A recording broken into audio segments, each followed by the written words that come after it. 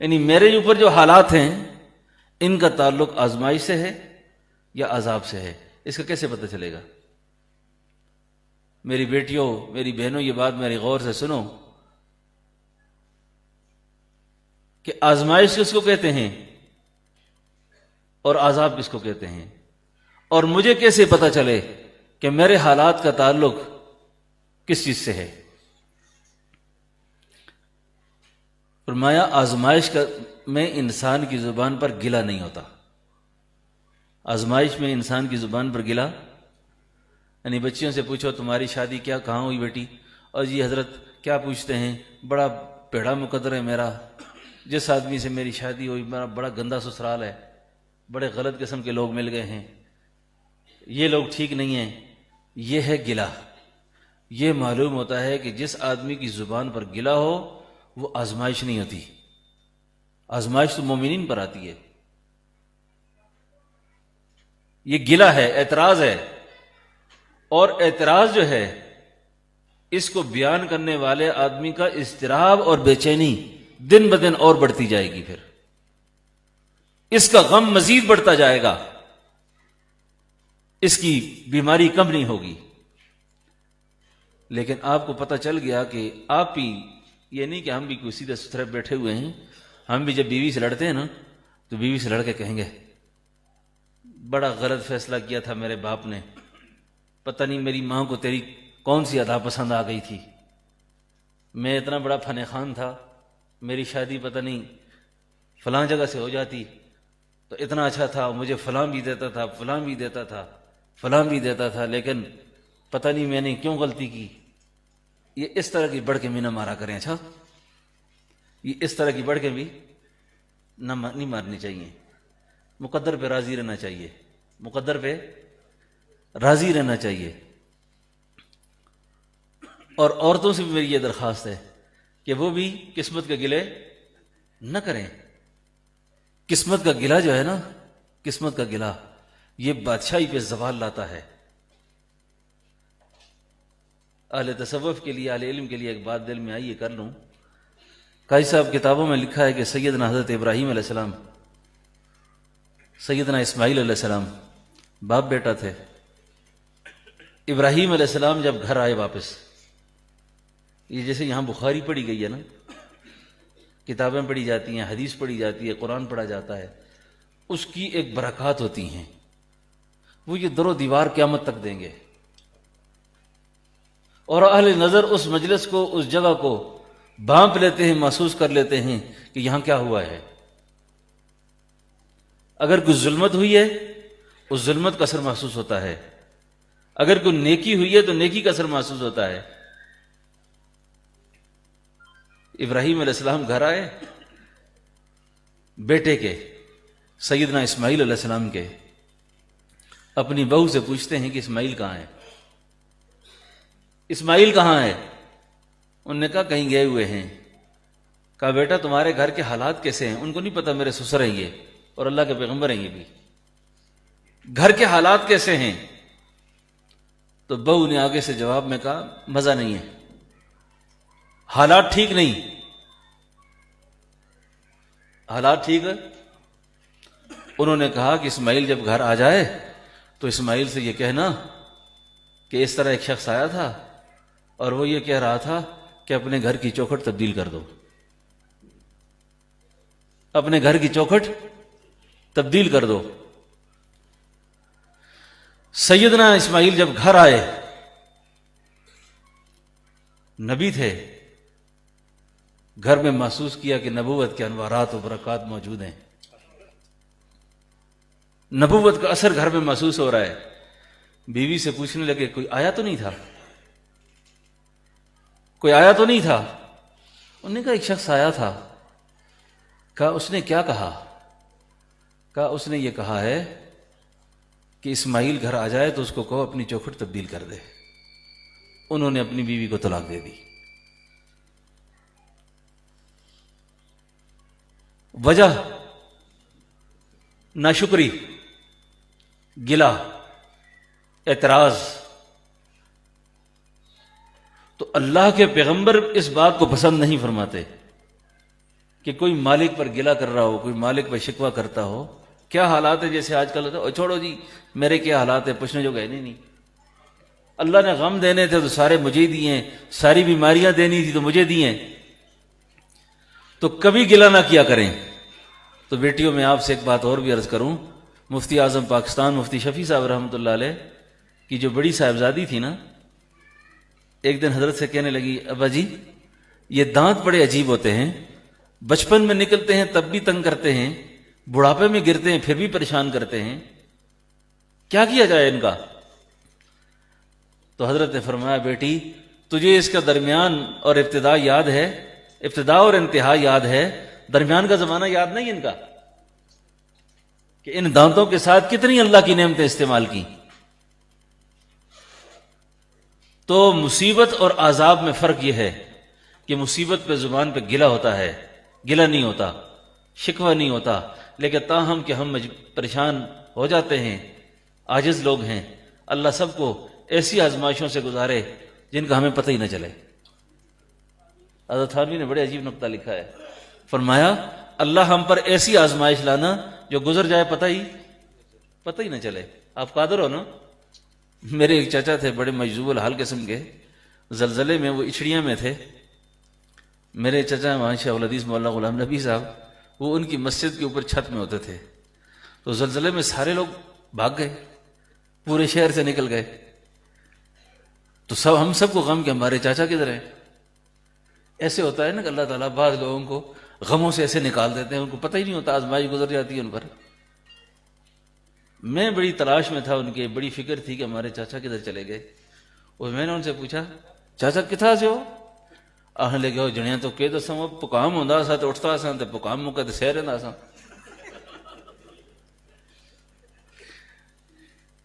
سمجھو، پکام ہوندا سا تے اٹھتا سا، پکام ہٹتا سا سہ رہندا سا. محبار آپ کو پتہ ہے کیا ہوا ہے؟ بالا کوٹ کر کے چھوڑ جڑیاں ہوا تو بات سمجھو نا. بعض لوگوں پر اللہ تعالیٰ آزمائش کو گزار دیتے ہیں، انہیں پتہ ہی نہیں چلتا.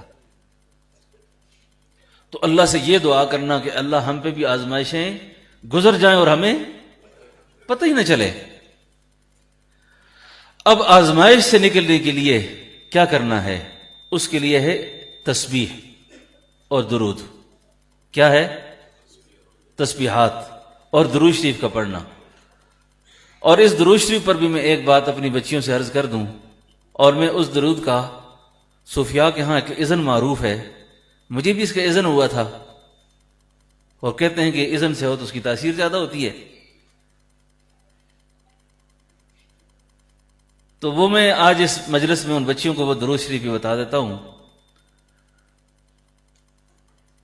صاحب دلائل الخیرات، یہ دلائل الخیرات جو ہے نا، درود شریف کا ایک بڑا خوبصورت مجموعہ ہے.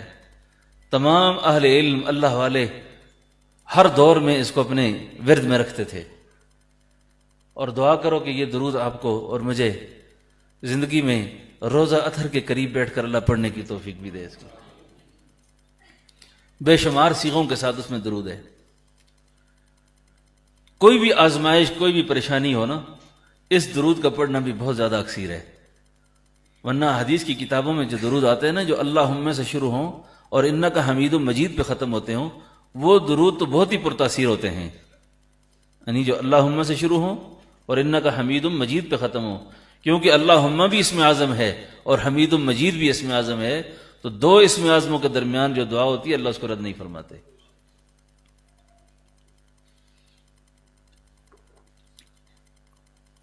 صاحب دلائل الخیرات فرماتے ہیں،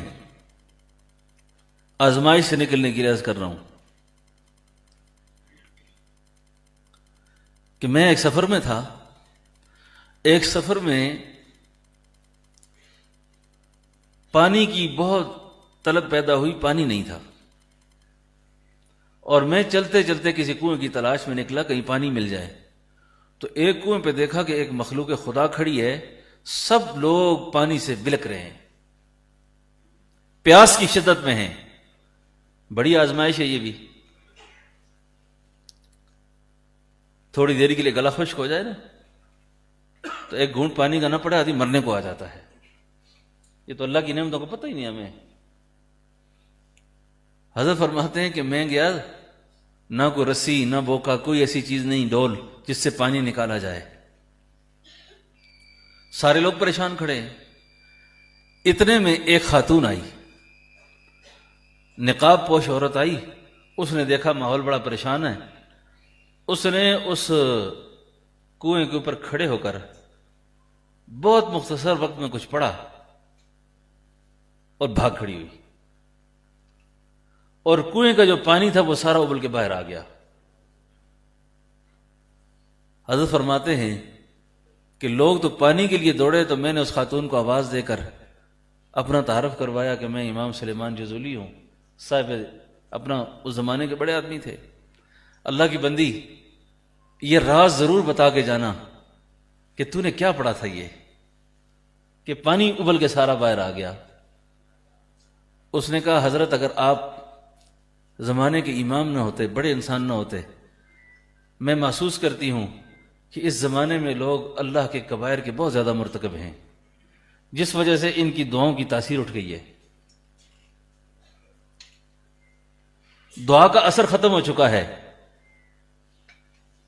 انہوں نے کہا میں ایک درود پڑھنے والی ہوں، ایک درود پر کثرت سے پڑھتی ہوں. تو حضرت نے فرمایا وہ درود مجھے بتا دو گی؟ اس نے کہا حضرت ایک شرط پہ بتاؤں گی کہ آپ کسی کو نہیں بتائیں گے، لوگ ناقدرے ہیں بہت زیادہ، قدر نہیں کرتے. اب یہ تو عالم تھے، انہوں نے بتا دیا. جب یہ درود انہوں نے سنا تو سننے کے بعد ایک دن سوچنے پہ آئے کہ اللہ کے اتنے اسرار ہیں اس کے اندر، اتنے خزانے ہیں، تو یہ اللہ کی مخلوق سے کیوں چھپیں؟ وعدہ تو کیا کہ میں کسی کو نہیں بتاؤں گا، بتایا بھی نہیں. اس درود کی خاطر درود کا ایک بہت بڑا مجموعہ لکھا جس کا نام دلائل الخیرات ہے، اور اس کے درمیان میں اس درود کو کہیں لکھ دیا، اور ساتھ یہ لکھا اس واقعہ کو جو میں نے آپ سے بیان کیا، لکھ دیا کہ اس میں ایک ایسا درود بھی ہے. چاہیے تو یہ کہ خطیب صاحب درود نہ بتایا جائے، کتاب بتا دی جائے کہ کتاب کو پڑھے، اور وہ درود اسی میں ہے، وہ درود اسی میں ہے.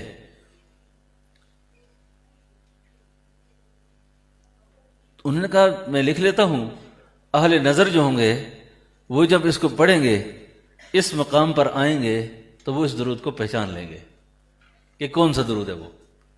آپ لوگوں کو یہ بات سمجھ آ گئی ہے؟ تو دلائل الخیرات کے اندر وہ درود انہوں نے لکھ لیا. اب آپ کو بتا دوں جی، پیر شکرانے بغیر کو کم نہیں کر دیتے. پتہ نہیں شکرانے تو رواج قاضی صاحب ایسا رہے تھے کہ نہیں رہے تھے. ہمارے ایک استاد ہے نا، ان کو ایک آدمی نے تویز کرایا نا تو 10 روپے دیے. کتنے؟ ایک خاتون تھی نا، تو استاد کہنے لگے ایک پڑھنے کا تویز پہلے بھی کرا لی، پہلے بھی کبھی کوئی پیر بزرگ دیکھے ہیں آپ نے؟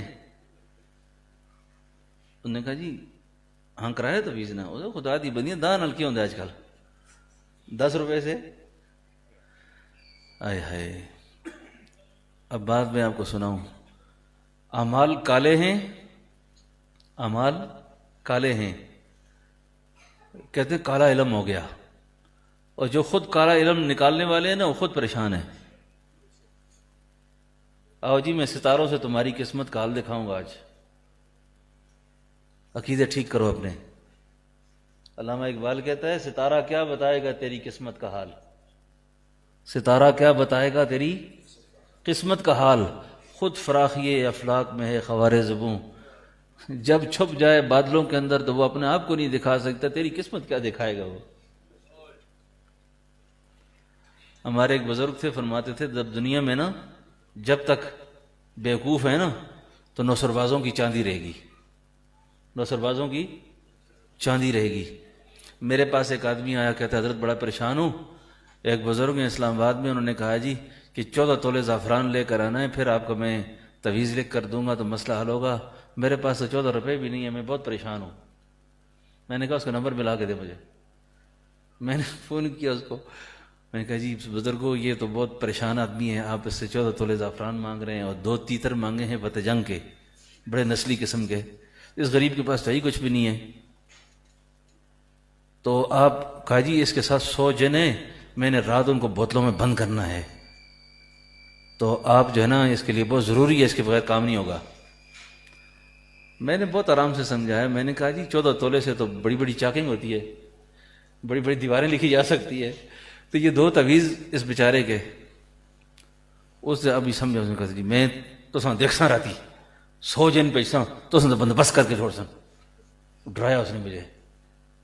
میں نے کہا 100 کے ساتھ 200-400 اور بھی بھیجا، رات بڑی سخت کشتی کریں گے۔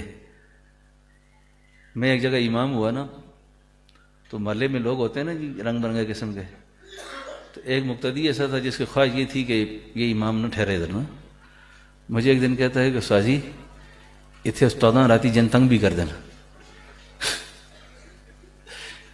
میں کہا وہ کس طرح؟ کہ جی ہمارے ایک استاد ادھر آئے تھے، وہ واش روم میں گئے تھے تو انہوں نے پیچھے تالا لگا دیا اس کو، تو میں جی وہ تالا لاسی مڑ کے کوئی بھی ہے نا اس تالا وہ لگائے، چابی میں اپنے جیب میں رکھوں گا۔ بد عقیدہ لوگ، عقائد ٹھیک کرو، اپنے عقائد صحیح کرو۔ میں نہیں کہتا کہ یہ تعویذ لینا ٹھیک نہیں ہے، تعویذ دینا ٹھیک نہیں ہے۔ میرے ایک دوست مجھ سے کہنے لگے حضرت میں تعویذ دیتا ہوں، دیا کروں شکرانہ۔ میں نے کہا صحیح تکڑا مالدار قسم کا آدمی ہے، اس کو آدھا ادھر ٹھیک کیا کرو، آدھا، کیونکہ دیتے جو کچھ نہیں ہے یہ الگ ہے، خوش طبعی کی بات ہے، لیکن بات یہ ہے عقائد خراب نہ کرو، عقائد اپنے ٹھیک رکھو، نگاہ اللہ کی ذات پہ رکھو۔ کوئی کچھ بھی نہیں کر سکتا، کوئی کچھ نہیں کر سکتا، کوئی کچھ نہیں کر سکتا۔ حضرت شیخ القرآن مولانا غلام اللہ خان رحمۃ اللہ علیہ قرآن کریم کی یہ آیت جب پڑھتے تھے نا، وَإِن يَمْسَسْكَ اللَّهُ بِضُرٍّ فَلَا كَاشِفَ لَهُ إِلَّا هُوَ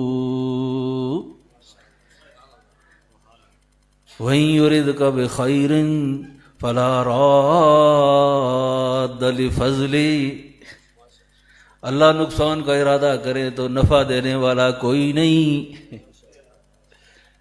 تو کیوں ایسے اپنے عقیدے خراب کرتے ہو، ادھر ادھر پھرتے ہو، وقت ضائع کرتے ہو؟ اللہ نے درود کے اندر، تسبیحات کے اندر وہ جان رکھی ہے کہ تمہیں آزمائشوں سے اللہ نکال دیں گے۔ تو وہ درود عرض کر دوں آپ سے، پڑھیں گے انشاءاللہ؟